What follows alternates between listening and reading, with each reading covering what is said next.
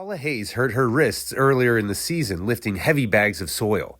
The pain had moved up into her forearms, so I showed her some great self-massage techniques and a couple of strengthening exercises to help her recover and to protect her wrists in the future. The first technique is simply using the thumb of the opposite hand to gently massage the forearm, staying away from bony landmarks and instead feeling for small knots or areas of increased sensitivity in the muscle.